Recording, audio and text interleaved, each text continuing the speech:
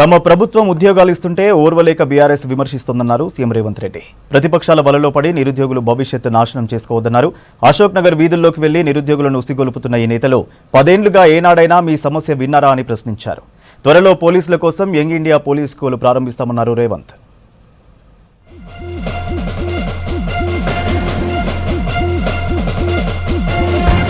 నిరుద్యోగులను రెచ్చగొట్టి రాజకీయ లబ్ధి పొందాలని చూస్తున్నారని మండిపడ్డారు సీఎం రేవంత్ రెడ్డి. 10 ఏళ్లు రాష్ట్రాన్ని పాలించిన వాళ్ళు గ్రూప్ 1 పరీక్షలు ఎందుకు నిర్వహించలేకపోయారని ప్రశ్నించారు. Telangana police first duty meet 2024 closing సెరమనీలో పాల్గొన్న రేవంత్ రెడ్డి నిరుద్యోగులకు ప్రత్యేక విజ్ఞప్తి చేశారు. ప్రతిపక్షాల బాటలు విని జీవితాన్ని నాశనం చేసుకోదన్నారు. 10 ఏళ్లు నిరుద్యోగులను పట్టించుకోనోళ్లు ఇప్పుడు పోరాటం అంటూ దొంగ నాటకాలు ఆడుతున్నారని ఫైర్ అయ్యారు సీఎం. ఒక మంచి ఉద్దేశంతో రిజర్వేషన్లు పకడ్బందీగా అమలు చేయాలి, తెలంగాణ ఆదర్శంగా ఈ దేశంలోనే నిలబడాలి అని ఈరోజు గ్రూప్ 1 పరీక్షల్ని ప్రతిష్టాత్మకంగా తీసుకొని పకడ్బందీగా పరీక్షలు నిర్వహిస్తుంటే, ఒక్కసారి ఈ పరీక్షలు నిర్వహిస్తే 10 ఏళ్ళు గత ప్రభుత్వం ఎందుకు నిర్వహించలేదు అంటే వాళ్ళకి చిత్తశుద్ధి లేదు అని తెలంగాణ సమాజం నిరుద్యోగ యువకులు భావిస్తారని ఈరోజు గందరగోళం సృష్టించడానికి కొంతమంది ముందుకు వస్తున్నారు. ఇవాళ వాళ్ళు మిమ్మల్ని వాళ్ళ పార్టీ ఆఫీస్కి పిలిచిండ్రు, వాళ్ళు మీరున్న అశోక్ నగర్కి వచ్చారు. నేను అడగదలుచుకున్న నిరుద్యోగ యువకుల్ని 10 సంవత్సరాల అధికారంలో ఉన్నప్పుడు వాళ్ళు మిమ్మల్ని పిలవడం కాదు, మీరు వెళ్ళి వాళ్ళ గేట్ల దగ్గర నించుంటే కనీసం అపాయింట్మెంట్ అయినా ఇచ్చిండ్రా ఆలోచన చేయండి. ఇవాళ మిమ్మల్ని దగ్గరికి పిలుస్తుండ్రు అంటే ఈ జపం కొంగ జపం కాదా, మీరు ఒక్కసారి ఆలోచన చేయండి. రాష్ట్ర సాధనలో పోలీసుల పోరాటం మరవలేనిదన్నారు సీఎం రేవంత్ రెడ్డి. కానిస్టేబుల్ కిష్టియ త్యాగం ఏ తెలంగాణ బిడ్డ మర్చిపోలేడన్నారు. పోలీసుల సమస్యలు పరిష్కరించేందుకు తమ ప్రభుత్వం సిద్ధంగా ఉందని చెప్పారు. త్వరలో యంగ్ ఇండియా పోలీస్ స్కూల్ నిర్వహిస్తామని, వచ్చే అకాడమిక్ ఇయర్ నుంచి 1వ తరగతి నుంచి 8వ తరగతి వరకు ప్రారంభిస్తామని చెప్పారు. ఇక్కడే పక్కలే ఉండే గ్రే హాండ్స్లో యంగ్ ఇండియా పోలీస్ స్కూల్ 50 ఎకరాలలో ఏర్పాటు చేసి అద్భుతమైన అంతర్జాతీయ స్థాయి ప్రమాణాలు ఉన్న విద్యను పోలీస్ సిబ్బంది పిల్లలకు అందించాలన్న లక్ష్యంతో రాబోయే 21 తారీఖు రోజు 5th క్లాస్ నుంచి 12th క్లాస్ వరకు మొదటి విడతగా 5th క్లాస్ నుంచి 8th క్లాస్ వరకు వచ్చే సంవత్సరం మొదలు పెడతాం. ఆ పై సంవత్సరం నుంచి పెంచుకుంటూ వెళ్ళి ఆ విధంగా 12th క్లాస్ వరకు, ఆ తర్వాత గ్రాడ్యుయేట్స్, ఆ తర్వాత ఇంజనీరింగ్ అండ్ మెడికల్ కాలేజీని కూడా అక్కడనే ప్రారంభించి మీ పిల్లలకు కావలసిన గొప్ప విద్యను అందించి గొప్ప పౌరులుగా తీర్చిదిద్దడానికి ఈ పోలీస్ సిబ్బందికి రాష్ట్ర ప్రభుత్వం తప్పకుండా సంపూర్ణంగా మీకు అండగా నిలబడుతుందని చెప్పి నేను ఈ సందర్భంగా తెలియజేయదలుచుకున్నా.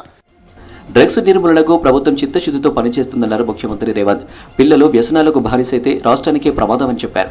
సమాజంలో నేరాలు కొత్త పొంతలు తొక్కుతున్నాయన్నారు. జిల్లా పోలీసులు అప్రమత్తంగా ఉంటే గంజాయి కట్టడి సాధ్యమన్నారు రేవంత్. ఈ గంజాయి మహమ్మారిని మనం అడ్డుకోవాల్సిన అవసరం ఉన్నది.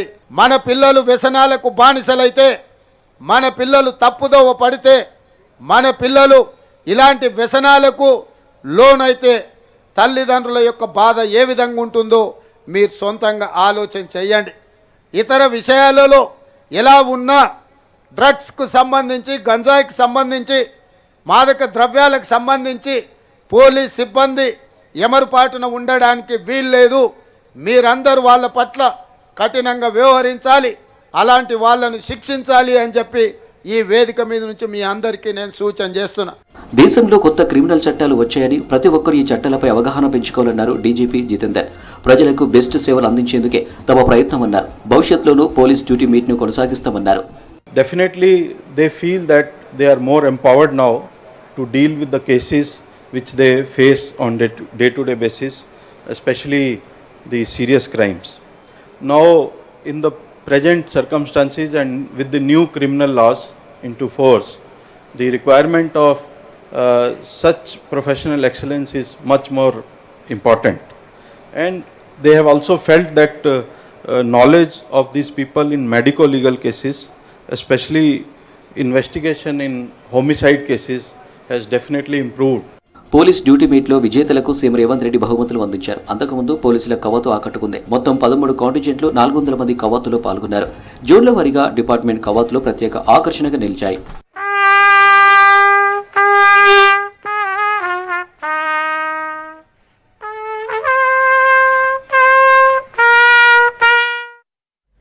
చెరువులు చెరబట్టిన వాళ్లే హైడ్రాను చూసి వణుకుతున్నారన్నారు రేవంత్ రెడ్డి. హైడ్రా పేరు చెప్పి రియల్ ఎస్టేట్ ను దెబ్బతీసే కుట్ర చేస్తున్నారని ఫైర్ అయ్యారు.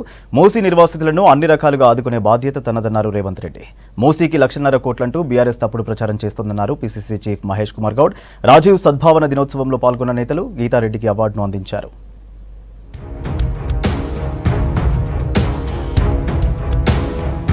నాలాలు చెరువులు ఆక్రమించుకున్న వారే హైడ్రాను చూసి భయపడుతున్నారన్నారు సీఎం రేవంత్ రెడ్డి. చార్మినార్ దగ్గర నిర్వహించిన రాజీవ్ సద్భావన యాత్ర స్మారక దినోత్సవంలో ముఖ్యమంత్రి పాల్గొన్నారు. హైడ్రాను చూపి రియల్ ఎస్టేట్ ను దెబ్బతీసే కుట్ర చేస్తున్నారన్నారు. తెలంగాణ ఆర్థిక మూలాలు దెబ్బతీయాలనే ప్రయత్నం కేసీఆర్ ఫ్యామిలీ చేస్తోందని ఆరోపించారు సీఎం. హైడ్రా ఎవరి పట్ల భూతం, ఎవరి పని పడుతుంది? చెరువులను ఆక్రమించుకునేవాడు, కుంటలను ఆక్రమించుకునేవాడు, నాలాలను కబ్జాలు పెట్టేవాళ్ళు, ప్రభుత్వ భూములను ఆక్రమించుకొని అన్యాయంగా 7 అంతస్తుల మేడలు కట్టుకునే వాళ్ళ పట్ల హైడ్రా అంకుశం అవుతుంది. రియల్ ఎస్టేట్ను దెబ్బతీయాలని ఉన్నవి లేనివి చిలువలు పలువలు చేసి సోషల్ మీడియాలో పెట్టి తెలంగాణ రాష్ట్రం యొక్క ఆర్థిక మూలాలను దెబ్బతీయాలని ఆర్థిక ఉగ్రవాదులు ప్రయత్నం చేస్తున్నారు. వాళ్ళందరి భరతం పడుతుంది మా ప్రభుత్వం. మూసీలో ఉన్న వారికి ఇండ్లతో పాటు 2 లక్షల రూపాయల రుణాలు ఇస్తున్నామని చెప్పారు రేవంత్. పేదలను అక్కున చేర్చుకుంటుంటే గులాబీ లీడర్లు గుండెలు బాదుకుంటున్నారని మండిపడ్డారు. కేటీఆర్, హరీష్ ఫామ్ హౌస్ లో అక్రమమో కాదో తేలుద్దాం రావాలని సవాల్ చేశారు ముఖ్యమంత్రి. మూసీలో అనాథలుగా ఉన్న వాళ్లకు ఇండ్లు ఇవ్వడమే కాదు, 2 లక్షల రూపాయలు వాళ్లకు పెట్టుబడికి ఇచ్చి అందులో 1,40,000 ఉచితంగా ఇచ్చి ఆ కుటుంబాలకు నిన్న ప్రజాభవన్లో మనం చెక్కుల పంపిణీ చేసినాం. బుల్కపూర్ నాలను ఆక్రమించుకొని రోడ్ వేసుకొని ఫామ్ హౌస్ కట్టుకోలేదా? 111 జీవోని ఉల్లంఘించి 100 కోట్లు పెట్టి 50 ఎకరాల పెద్ద భవంతి నిర్మించుకున్నాడు. ఎక్కడ బుల్డోజర్కి అక్కడికి వస్తుందో అని గిక్కడొచ్చి నాటకం ఆడుతున్నాడు. రాజీవ్ అడుగుజాడల్లో రేవంత్ రెడ్డి నడుస్తున్నారన్నారు పీసీసీ చీఫ్ మహేష్ కుమార్ గౌడ్. 10 ఏళ్లు రాష్ట్రాన్ని కేసీఆర్ ఫ్యామిలీ దోచుకుందన్నారు. మూసీకి 1,50,000 కోట్లంటూ తప్పుడు ప్రచారం చేస్తున్నారని ఫైర్ అయ్యారు. బీఆర్ఎస్ నేతల్లా దోపిడీ చేసే అలవాటు కాంగ్రెస్ కు లేదన్నారు మహేష్ కుమార్. రాష్ట్ర ప్రజలు 90% హైడ్రా ముందుకు పోవాలని, మూసీ ప్రక్షాళన జరగాలని కోరుకుంటా ఉన్నారు. ఇది మన కోసం కాదు, మన భవిష్యత్ తరాల కోసం, మన అనుకోసే జనరేషన్ కోసం మీరు తపన పడుతూ ఈ తీసుకున్న కార్యక్రమం. మూసీ ఇరువైపులా హైదరాబాద్ 50% ప్రజలు నివసిస్తూ ఉన్నారు.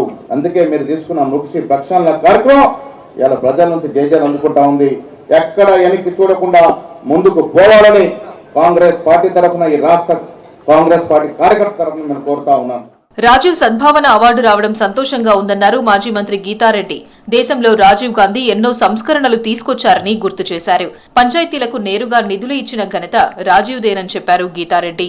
గ్రామ స్వరాజ్ ఆకాంక్షలను నెరవేర్చింది కాంగ్రెసేనని తెలిపారు. और ये भी खुशी है मुझे कि मैं पहली महिला हूँ यहाँ जो अवार्ड मिल रहा है. यही राहुल गांधी जी चाहते थे. हमारे तेलंगाना मूवमेंट में जितना उन्होंने फाइट किया, लाठियों से भी मार खाई है, पुलिस की लाठियों से, और चंचलगढ़ जेल में भी रही है, वो मेरी माता थी. మాజీ మంత్రి గీతారెడ్డిని సద్భావన అవార్డుతో సన్మానం చేశారు సీఎం రేవంత్ రెడ్డి. గీతారెడ్డికి అవార్డు అందజేయడం సంతోషంగా ఉందని చెప్పారు. దేశ సమగ్రత కోసం 34 ఏళ్ల క్రితం రాజీవ్ గాంధీ సద్భావన యాత్ర చేపట్టారని ఈ సందర్భంగా నేతలు గుర్తు చేసుకున్నారు. గ్రూప్ 1 అభ్యర్థుల మెరుపు ధర్నాతో హైదరాబాద్ అట్టుడికింది. విద్యార్థుల అరెస్టులతో లోయర్ ట్యాంక్ బండ్, తెలుగుతల్లి ఫ్లైఓవర్ దగ్గర తోపులాట, లాఠీచార్జితో ఉద్రిక్త పరిస్థితులు నెలకొన్నాయి. అభ్యర్థులకు మద్దతుగా వెళ్లిన కేంద్ర మంత్రి బండి సంజయ్ బీఆర్ఎస్ లీడర్లను పోలీసుల అదుపులోకి తీసుకోవడంతో హైటెన్షన్ ఏర్పడింది. జీవో 29 రద్దు చేయాల్సిందే అన్నారు లీడర్లు.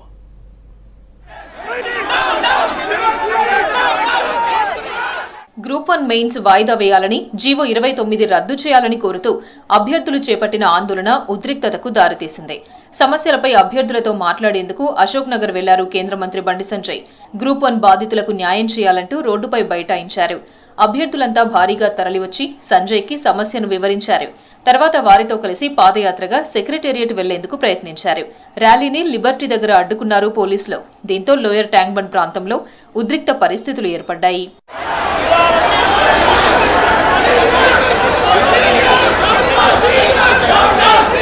ఇదే సమయంలో పోలీసుల తీరుపై ఆగ్రహం వ్యక్తం చేశారు బండి సంజయ్. సీఎంను కలిసి వాస్తవాలు వివరించేందుకు వెళ్తున్నామని చెప్పారు. సెక్రటేరియట్ వెళ్లి తీరుతామని స్పష్టం చేశారు. దీంతో పోలీసులు బండి సంజయ్ని అదుపులోకి తీసుకుని బీజేపీ స్టేట్ ఆఫీస్కు తరలించారు.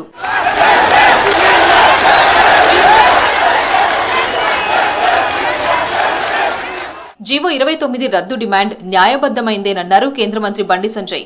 గ్రూప్ 1 పై కోర్టులో 22 కేసులు పెండింగ్లో ఉన్నాయన్నారు. వెంటనే 29 జీవో రద్దుపై ప్రభుత్వం ప్రకటన చేయాలని డిమాండ్ చేశారు. నిరుద్యోగులపై ప్రభుత్వం దాడులు చేస్తే సహించబోమన్నారు. విద్యార్థులు చెప్తున్న బాధలు చూస్తే చాలా ఘోరమైన పరిస్థితి. వాళ్ళ న్యాయమైన డిమాండ్లు. ఇలా కాంగ్రెస్ పార్టీ ప్రభుత్వం తెలంగాణ రాష్ట్రంలో జీవో 29 ముందస్తుగా తీసుకొచ్చింది. కానీ దీని వెనుక భారీ కుట్ర దాగి ఉన్నది. ఏంటి అంటే రాబోయే రోజుల్లో తెలంగాణ రాష్ట్రంలో రిజర్వేషన్లను రద్దు చేసే ప్రమాదం ఉంది. దానికి ముందస్తుగా జీవో 29 తీసుకొచ్చిరని చెప్పి ఆడ అభ్యర్థులు భయపడుతున్నటువంటి బాధపడుతున్న తీరు చూసినాక చాలా బాధ అనిపించింది. గ్రూప్ 1 అభ్యర్థుల్ని ప్రభుత్వం చర్చలకు కూడా పిలవకపోవడం దారుణమన్నారు BRS working president KTR. Supreme court ఏదో ఒక నిర్ణయం తీసుకునే వరకైనా ప్రభుత్వం వేచి చూడాలన్నారు. బండి సంజయ్, రేవంత్ రెడ్డి కావాలనే డ్రామా ఆడుతున్నారని విమర్శించారు కేటీఆర్. నిన్న రేవంత్ రెడ్డి గారి తరఫున బండి సంజయ్ గారు ఆక్రోశించారు. ఇవాళ ఈ శిఖండి రాజకీయంలో భాగంగా బండి సంజయ్ని ముంగట పెట్టి ఆ గ్రూప్ 1 అభ్యర్థుల గొంతు నొక్కే ప్రయత్నం చేస్తా ఉన్నారు. నేను అనేదల్లా ఒకటి, బండి సంజయ్ ఏమైనా పరీక్ష రాసేది ఉందా అని ఏమైనా చదువుకున్నాడా అసలు? ఆయన బదులు ఆ పిల్లలను 10 మందిని పిలవండి. ఆ పిల్లల్ని పిలిచి 10 మందిని, మమ్మల్ని పిలవపోయినా పర్లేదు, మమ్మల్ని అరెస్ట్ చేసినా పర్లేదు, ఆ పిల్లలను పిలిచి ఒక 10 మందిని కూర్చోబెట్టి వారి వాదన విని, మా పార్టీ ఆఫీస్కి వచ్చారు, వేరే పార్టీ ఆఫీసులకు పోతా ఉన్నారు, అక్కడికి ఇక్కడికి ఎందుకు, మీ సెక్రటేరియట్ పిలవండి. గ్రూప్ 1 అభ్యర్థులంతా సెక్రటేరియట్ దగ్గరకు చేరుకోవడంతో మరోసారి ఉద్రిక్తత ఏర్పడింది. పోలీసులు అభ్యర్థులకు మధ్య తీవ్ర తోపులాట జరిగింది. దీంతో కొద్దిసేపు ట్రాఫిక్ జామ్ అయింది. బీజేపీ మహిళా లీడర్లు, ఏబీవీపీ నేతలను అదుపులోకి తీసుకుని గ్రూప్ 1 అభ్యర్థుల్ని చెదరగొట్టారు పోలీసులు. తర్వాత ఆందోళనకారుల్ని అక్కడి నుంచి పంపించారు.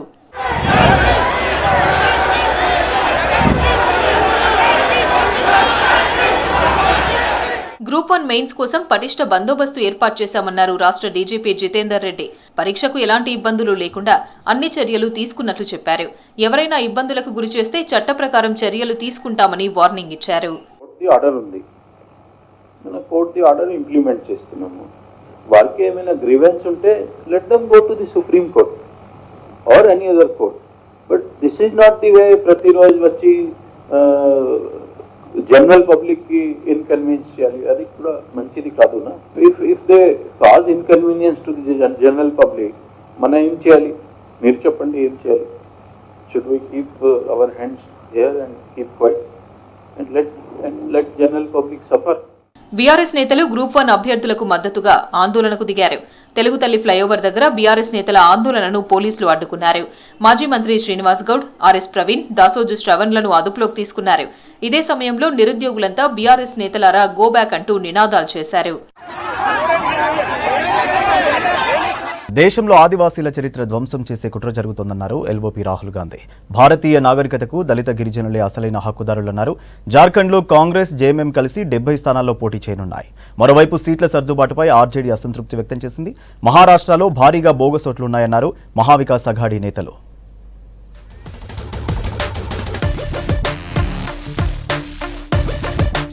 ఆదివాసులను బీజేపీ దోపిడీదారులుగా చూస్తుందన్నారు ఎల్ఓపీ రాహుల్ గాంధీ. ఆదివాసీలంటే అనాగరికులని బీజేపీ నేతలు భావిస్తున్నారన్నారు.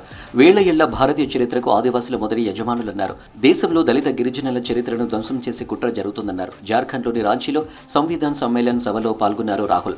కూటమి గెలిస్తే రిజర్వేషన్లపై 50% పరిమితిని తొలగిస్తామన్నారు. बीजेपी के लोग आदिवासी को वनवासी कहते हैं, तो वो क्या करने की कोशिश कर रहे हैं? आपका जो इतिहास है, आपका जीने का तरीका है, आपकी फिलॉसफी है, आपकी साइंस है, मेडिकल साइंस है, जिसको आप हजारों साल से चला रहे हो, उसको वो खत्म करने की कोशिश कर रहे हैं. జార్ఖండ్ అసెంబ్లీ ఎన్నికల్లో ఇండియా కూటమి ఉమ్మడిగా పోటీ చేస్తుందన్నారు ఆ రాష్ట్ర సీఎం హేమంత్ సోరెన్. మొత్తం 81 స్థానాల్లో కాంగ్రెస్, జేఎంఎం 70 సీట్లలో పోటీ చేస్తున్నాయన్నారు. మిగతా 11 స్థానాలను ఆర్జేడీ, లెఫ్ట్ పార్టీలకు కేటాయించినట్లు తెలిపారు. త్వరలోనే సీట్ల పంపకం పూర్తి చేసి వివరాలు వెల్లడిస్తామన్నారు. జార్ఖండ్లో నవంబర్ 13, 20 తేదీలో అసెంబ్లీ ఎన్నికల పోలింగ్ జరగనుంది. हम लोग इंडिया गठबंधन में हम लोग साथ रहे हैं, जेएमएम, कांग्रेस, आरजेडी के दलों के साथ इस गठबंधन में एक और सहयोगी गठबंधन में शामिल हो रहे हैं. लेफ्ट पार्टी की भी इसमें भूमिका होगी और इस चुनाव में अभी जो पहले चरण में ये बातें तय हुई है कि राज्य के 70 सीटों पर इंडिया गठबंधन के जेएमएम कांग्रेस के प्रत्याशी होंगे। జార్ఖండ్ అసెంబ్లీ ఎన్నికల్లో కాంగ్రెస్ జేఎంఎం సీట్ల సర్దుబాటుపై ఆర్జేడీ అసంతృప్తి వ్యక్తం చేసింది. సీట్ల పంపకాలు ఏకపక్షంగా ఉన్నాయన్నారు ఆర్జేడీ నేత మనోజ్. సీఎం హేమంత్ ప్రకటనతో నిరాశకు గురయ్యామని చెప్పారు. జార్ఖండ్లో 17 నుంచి 18 స్థానాల్లో బీజేపీని ఒంటరిగా ఓడించే సత్తా ఆర్జేడీకి ఉందన్నారు. हमें दुख के साथ कहना पड़ता है कि यूनिलैटरल फैसला लिया गया कि आपको फलाने नंबर ऑफ सीट का ऑफर दिया जा रहा है। ये न राजद की ऐतिहासिक ताकत के अनुरूप है, न समकालीन जो परिस्थितियां हैं उसके अनुरूप है। अलग अलग जिलों में हमारी जो प्रेजेंस है वो बहुत ताकत की है। हम अपने गठबंधन के सहयोगियों को इस बात के लिए आग्रह करेंगे कि उसके अनुरूप फैसला लीजिए कि हमारी ताकत शायद बहुत ज्यादा है। మహారాష్ట్ర ఎన్నికలు దేశ రాజకీయాలను మార్చగలవన్నారు ఎస్పీ చీఫ్ అఖిలేష్ యాదవ్. ప్రధాని మోదీ పాలనలో దేశం ఆర్థికంగా దిగజారిందన్నారు. ఛత్రపతి శివాజీ మహారాజ్ విగ్రహం కూలిపోవడానికి బీజేపీ నేతల అవినీతి కారణమన్నారు. మహారాష్ట్ర ధూలేలో ఎన్నికల ప్రచారంలో పాల్గొన్నారు అఖిలేష్. भारतीय जनता पार्टी ने तो सपना ये दिखाया था कि दुनिया की सबसे बड़ी अर्थव्यवस्था बन जाएगी हमारा भारत, लेकिन जब आज सूची निकल रही है तो हमारा देश जो भुखमरी के आंकड़े आए हैं, जो भुखमरी में सबसे ज्यादा भुखमरी के देश हैं, उन 5 देशों में सबसे ज्यादा ऊपर अगर कोई देश दिखाई दे रहा है तो भारत दिखाई दे रहा है। మహారాష్ట్రలో మహాయుతి సర్కార్ బోగస్ ఓట్లను ప్రోత్సహిస్తుందన్నారు ఎంవీఏ నేతలు. దీనిపై ఎన్నికల సంఘానికి ఫిర్యాదు చేశామని చెప్పారు. రాష్ట్రంలోని ఓటర్ లిస్టులో స్థానికులను తొలగించి స్థానికేతరుల పేర్లు చేర్చుతున్నారని ఆరోపించారు. ప్రతి ఏరియాలో 10,000కు పైగా దొంగ ఓట్లు ఉన్నాయన్నారు ఎంవీఏ నేతలు. चुनाव आयोग और महाराष्ट्र के कुछ अधिकारी उसमें इन्वॉल्व हो चुके हैं। बीजेपी के इशारे पे बाहर के राज्यों के लोगों के नाम इन्वॉल्व करते वहां का उनके आधार कार्ड लाए गए और जो ओरिजिनल वोटर्स है उनके नाम हटाए जाने का काम शुरू हो चुका है। कम से कम हर मतदार संघ में 10 से 15,000 वोट इस तरह से कम करने का काम किया जा रहा है। चुनाव आयोग ने तुरंत महाराष्ट्र के ये जो लोकतांत्रिक व्यवस्था का जो गला घोटने का काम जो बीजेपी कर रही है वो तुरंत रोकना चाहिए। జమ్మూ కాశ్మీర్ ప్రజల సమస్యలు పరిష్కరించడమే నేషనల్ కాన్ఫరెన్స్ సర్కార్ ప్రథమ కర్తవ్యమన్నారు సీఎం ఒమర్ అబ్దుల్లా. ఎన్సీ ముస్లింల పార్టీ అని కొందరు తప్పుడు ప్రచారం చేస్తున్నారన్నారు. తమ ప్రభుత్వంలో హిందువులు డిప్యూటీ సీఎం చేశామని చెప్పారు. జమ్మూ కాశ్మీర్లను సమానంగా అభివృద్ధి చేస్తామన్నారు ఒమర్. జార్ఖండ్ అసెంబ్లీ ఎన్నికల్లో 66 మందితో ఫస్ట్ లిస్ట్ రిలీజ్ చేసింది బీజేపీ. మాజీ సీఎం చంపై సోరెన్ సహా ప్రముఖులకు సీట్లు కేటాయించింది. రక్షణ రంగంలో ఏఐ వినియోగంతో విప్లవాత్మక మార్పులు వస్తున్నాయన్నారు కేంద్ర మంత్రి రాజ్నాథ్ సింగ్. ఆత్మనిర్భర్ భారత్లో నిర్మాణ రంగానిది కీలక పాత్ర అన్నారు కేంద్ర మంత్రి గడ్కరీ. జార్ఖండ్ అసెంబ్లీ ఎన్నికల్లో గెలుపే లక్ష్యంగా ముందుకెళ్తోంది బీజేపీ. దీనిలో భాగంగా 66 మంది ఎమ్మెల్యే అభ్యర్థులతో ఫస్ట్ లిస్ట్ రిలీజ్ చేసింది. రాష్ట్ర బీజేపీ అధ్యక్షుడు బాబులాల్ మరండి, సీతా సోరెన్, మాజీ సీఎం చంపై సోరెన్ సహా ప్రముఖులకు సీట్లు కేటాయించింది. మొత్తం 81 స్థానాలకు గాను బీజేపీ 68 సీట్లలో పోటీ చేస్తోంది. మిగిలినవి మిత్రపక్షాలకు కేటాయించింది బీజేపీ. बहुत जो भी पार्टी निर्णय लिया है उम्मीदवार चयन में सबसे अच्छा हुआ है और ये पार्टी के हित भी है। आने वाला चुनाव में भारतीय जनता पार्टी का सबसे बढ़िया प्रदर्शन होगा और सरकार भी बनेगी. రక్షణ రంగంలో ఏఐ వినియోగం విప్లవాత్మక మార్పులకు దారితీస్తోందన్నారు కేంద్ర మంత్రి రాజ్నాథ్ సింగ్. ఢిల్లీలో నేషనల్ డిఫెన్స్ కాలేజ్ 62వ కాన్వెన్షన్ వేడుకలో పాల్గొన్నారు. ఆధునిక టెక్నాలజీ వినియోగంపై నియంత్రణ అవసరమన్నారు. యుద్ధాలు సమస్యలను పరిష్కరించలేవన్నారు. ప్రస్తుత పరిస్థితుల్లో సైబర్ దాడులపై అప్రమత్తంగా ఉండాల్సిన అవసరం ఉందన్నారు. ప్రత్యర్థుల సామర్థ్యాలను గమనిస్తూనే ఎప్పటికప్పుడు అప్డేట్ కావాలన్నారు Rajnath Singh. Artificial intelligence or AI have the potential to revolutionize military operations from predictive analytics to autonomous decision-making systems. You will be the leaders who will have to decide where and how to leverage this technology and whether you will deploy this technology to enhance situational awareness or to optimize resource allocation or to improve decision making in real time. That will have to be decided. Atmanirbhar Bharat లో construction రంగానిది కీలక పాత్ర అన్నారు కేంద్ర మంత్రి నితిన్ గడ్కరీ. భోపాల్లో emerging trends and technologies in road and bridge construction exhibition లో పాల్గొన్నారు. నిర్మాణ రంగంలో నాణ్యత పెంచి ఖర్చులు తగ్గించేందుకు చర్యలు తీసుకుంటున్నామన్నారు. భారత్ ను ప్రపంచంలో 3వ ఆర్థిక వ్యవస్థగా మార్చడంలో మౌలిక సదుపాయాలదే కీ రోల్ అన్నారు గడ్కరీ. हमारे देश में इंफ्रास्ट्रक्चर का महत्व आप सब लोग जानते हैं. हमारे प्रधानमंत्री जी का ये सपना है कि हमारे देश के इकोनॉमी को वर्ल्ड की 3rd लार्जेस्ट इकोनॉमी बनाना है, $5 ट्रिलियन की इकोनॉमी बनाना है और विशेष रूप से आत्मनिर्भर भारत बनाना है. एक्सपोर्ट को बढ़ाना है और इंपोर्ट को कम करना है और ट्रेड, बिजनेस, इंडस्ट्री को बढ़ाकर हमारे देश की ग्रोथ रेट को जैसे बढ़ाना है वैसे रोजगार का भी निर्माण करके हमारे देश को सुखी, समृद्ध और संपन्न बनाना है. బీహార్ అభివృద్ధి లక్ష్యంగా ఎన్డీఏ సర్కార్ పనిచేస్తోందన్నారు సీఎం నితీష్ కుమార్. ప్రతి రంగంలో గణనీయమైన పురోగతి సాధించామన్నారు. రాష్ట్రంలో చేపల ఉత్పత్తి భారీగా పెరిగిందన్నారు. కేంద్ర ప్రభుత్వం సహకారంతో ప్రతి ఒక్కరికి సంక్షేమ పథకాలు అందిస్తున్నామన్నారు నితీష్ కుమార్. तो जो भी हम आए तो कृषि, पशुपालन, मछली पालन सभी योजनाओं को शुरू कर दिया था और लोगों की सुविधाएं शुरू हो गई थी और कितना एक एक काम किया हमने. इवी बुलेटिन अपडेट्स.